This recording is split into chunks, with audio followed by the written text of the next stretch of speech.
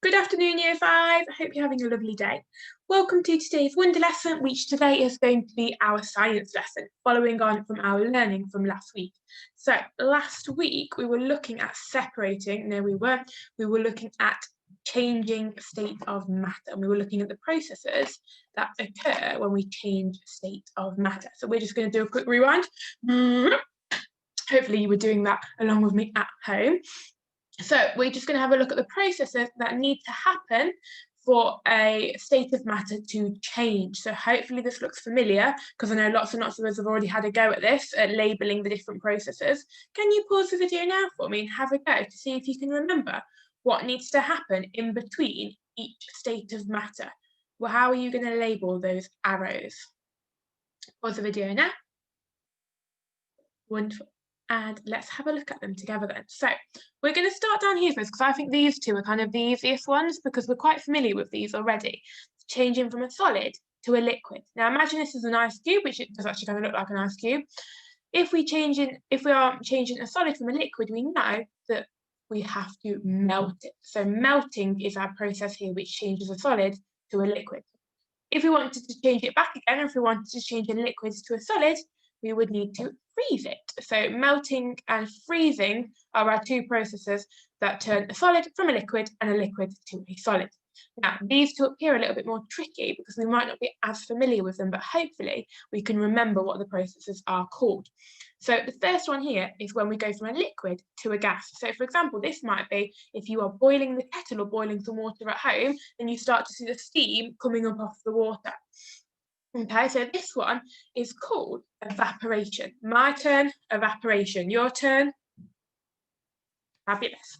Okay, so evaporation is the process when a liquid turns into a gas, and this is because the liquid gets so hot that all those particles get so much energy that they break out of the liquid and they go into the air and spread out. Okay, so that is evaporation.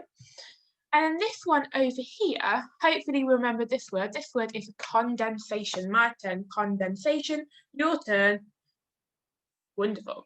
Okay, so condensation is when a gas turns back into a liquid. So you've probably seen this on your windows at home or at school in the winter when it's really, really cold, or even when it's not really cold, when it's a bit cold. The gas from the air actually forms as water droplets on the window. And you'll see this in the shower room as well, on the shower door or on the mirror.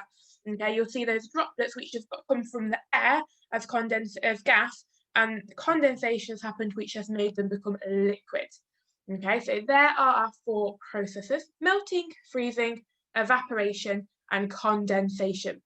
If you need to now, take a couple of minutes just to refresh your memory on these two, because sometimes I know some of us get them a bit mixed up.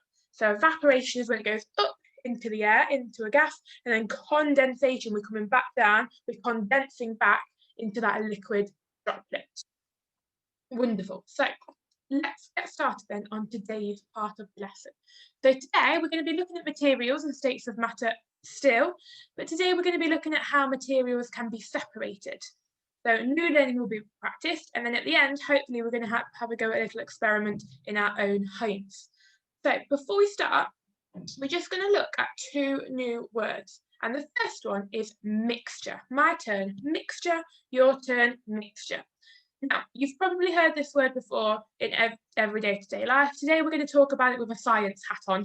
Okay, so a mixture in our science context is something that has more than one material in it, but the materials can be easily separated from each other. So each substance keeps its original shape. So for example, here, I've got a glass of Coca-Cola, and in that glass, I've got some ice. This is a mixture because I can easily separate the ice from the liquid, the solid from the liquid. Okay, they're keeping their original shape. Yes, the ice might melt a little bit. Okay, but I mean, when we first mix them together, we can then separate them back out. Okay, so that is our mixture. Now, we also have something called a solution. And a solution is when two or more materials are mixed together and they form a new substance altogether. And these materials can't easily be separated from each other. So for example, here we have got, I think this is salt or sugar, I can't tell. We've got salt being poured into water. And this is going to form a solution because we can't then easily separate the salt from the water. Okay, they are now a new substance. It is now salt water. We can't easily separate them. Okay, so the difference between a mixture and a solution, excuse me, is that we can easily separate a mixture, whereas a solution kind of makes a new substance. It's not easy then to separate those materials out from each other. Solution forms because the solid dissolves into the liquid. We've got lots of scientific vocabulary today. Okay, so when something is dissolved, it means the solid is incorporated into a liquid, which means it becomes part of that liquid. So for example, with the example of the salt water, the salt dissolves into the water. It kind of becomes part of the water. Okay, that is because the solid, another big word for you, another scientific word, not very big, is soluble. And soluble, which we have touched on before, just means that it can be dissolved into a liquid. So for example, salt and sugar can be dissolved. They don't just float around in the water, they are dissolved into it. Okay, my turn, soluble. Your turn, soluble. Okay, well done. So if something is soluble, that just means that it's going to be dissolved if you put it in water. Fabulous. So, having a think about our knowledge that we've just learned then about a mixture and a solution, I've given you 6 pictures here. I've given you some lemonade, some trail mix, a cup of tea, some rocks and pebbles, some jelly, and a salad. Out of these 6 pictures, which ones do you think are that's not what I mean. Which ones do you think are mixtures and which ones do you think are solutions? Have a go now, see if you can sort out these pictures for me. Fabulous. Right, hopefully we've had a little go at that, using our knowledge of what a mixture and a solution is. So I know that a mixture can be easily separated. So for example, here with my trail mix, I can see I've got kind of M&Ms, nuts, raisins. I know that easily I could separate those out and I could put them into their different groups. So that one I'm going to put over here as a mixture. Here then, I've got some lemonade. Now, I don't know about you, but when I drink a glass of lemonade, there's lots of different things in there. There's sugar, there's lemon, there's water. I don't think I could easily separate those materials. They are a solution because they have been dissolved into each other. The sugar in the lemon has been dissolved into the water. Okay, so that is a solution because it's made a new substance. A cup of tea. This is a perfect colour looking, can't get my words out, cup of tea according to Miss Higgins, just in case any of you need to know that for future reference. Okay, here we have a cup of tea, and again, the tea and the milk and the water have all been mixed together, and the tea has kind of been dissolved into the water to make it this kind of brown tea colour. That wasn't very well explained. Okay, so we've got again a solution because I couldn't easily separate those materials, those substances back out after I'd made that cup of tea. So that's going to go over here. Wonderful. Down here I've got a salad. Now it would be a bit tricky, but I could easily separate all the different parts of that salad. So I'm going to put it over here in my mixture. Here I've got some rocks and pebbles. Now some of them are smaller, some of them are bigger. So I'm thinking about, could I separate the small rocks from the big rocks? I think I could. Okay, so that's going to be mixture. And then finally, we've got our lovely jelly in the middle. And when we make jelly, we dissolve gelatin into water with the rest of the flavours and stuff of the jelly. So that gets dissolved in, and I couldn't easily then separate the water that I've made the jelly with and the gelatin, okay? They've become a new substance. So that is going to be a solution. Okay, so we're going to have a look today at ways that we can separate both mixtures and also ways that we can separate solutions. Now, not all solutions can be separated. Some of it will be very, very tricky. For example, I wouldn't have a clue where to start with separating the gelatin and the water here. Okay, I don't think that's possible, but for some solutions they can be, and we're going to look at ways that we could do this. So this is what I've just said. So when some materials are mixed together, it's possible to separate them and get the original materials back again. Okay, so we're going to look at ways that we can separate both materials and some solutions as well. Now, the idea is by the end of the lesson, obviously we don't know what you've got in your cupboards at home, but there should be, you should all have something that you can have a go at home after this lesson. So I'm going to show you this again at the end. I'm just going to show you this now so you can start to be thinking about what you could potentially try and do at home based off what you have at home. Okay, but we're going to have a go at doing some little experiments. So for example, in your materials here, you might have salt and water. Okay, you're going to be thinking, is this a mixture or a solution? Well, it's a solution because they're mixed together, the salt is dissolved into the water. And then think about the process, which we are going to talk about today, that you would use to separate those two materials. Okay, so as we are going through the different processes of separating the materials, you could be having a little think about what experiments you might want to do after this video to go and apply your knowledge from today. Okay, so thinking about what you have at home that you could use for these processes. Now, this is going to make more sense in a second when I actually show you the processes. So here we go. The first one is called magnetism, and this speaks for itself really. So we know that a magnet attracts metal.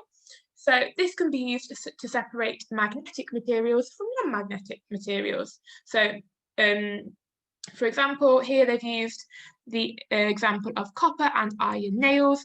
We know that copper is not magnetic, so we know that we could separate those two materials using the magnet.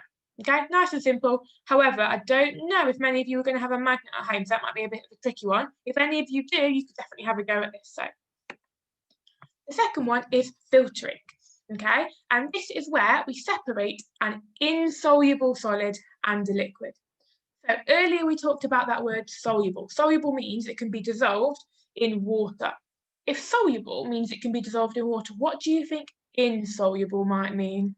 Have a little think.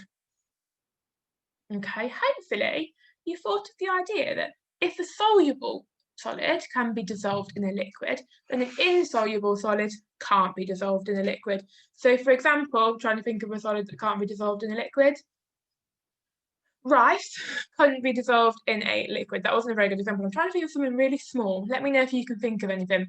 Okay, we would filter it using filter paper. So what you would do is you could make this at home using some card if you wanted to. You'd make this filter shape, then inside they've got some special paper. Now, it might be that if you have some tissue paper at home, you might be able to do this with that as well. Okay, it depends on the particles. Then you pour the liquid through the filter, and all of those solid particles that haven't been dissolved because they're insoluble will get trapped, and the water will go through to the bottom. So you'll separate, you'll have the water here, sorry, I keep saying water, the liquid here and the solid here. Wonderful. Our next one then is sieving. So hopefully some of you might have a sieve at home that you might use to do some baking, or you might use to do some cooking in your kitchen. And this is where we can separate different sized solids. So the small solids are going to be able to get through the gaps in the sieve, and the large solids will get caught. So here you are separating a mixture. Okay, so for example here, they've done the example of raisins and flour, or rice and pasta.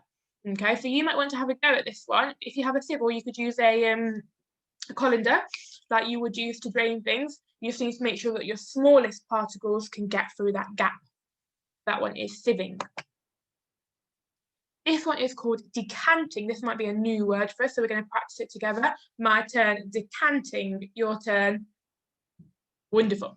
So this process can be used to separate two liquids that have different densities. So that's basically kind of how thick the liquid is. So I've used the example here of oil and water, and I'm sure at home all of us have some kind of oil and some water at home.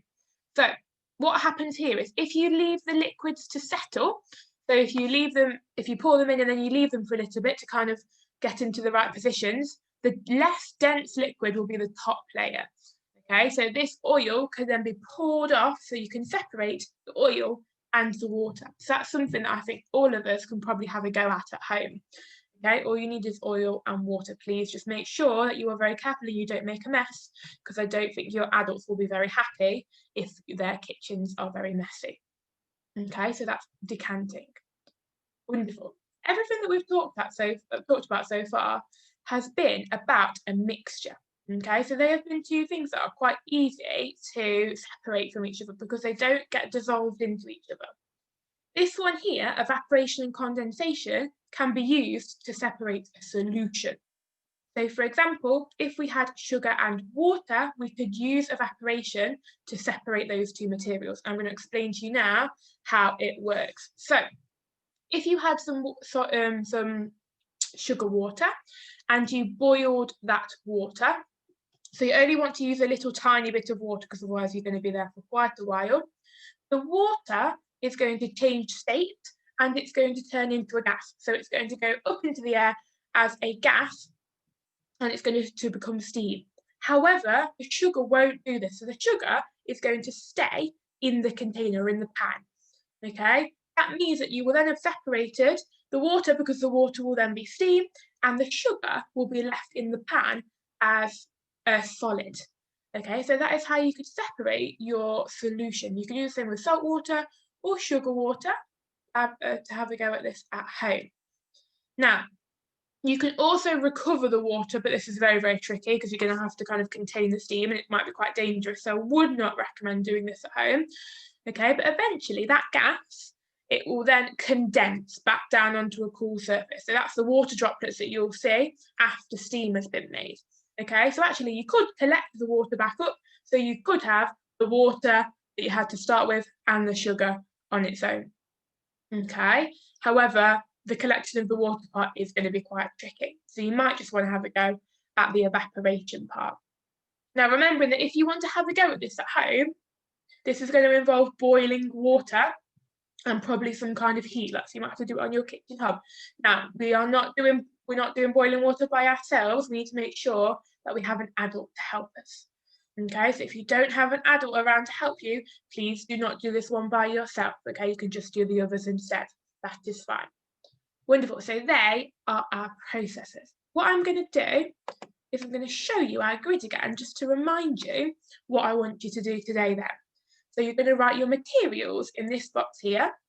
Then you're going to think about, are those materials a mixture or a solution?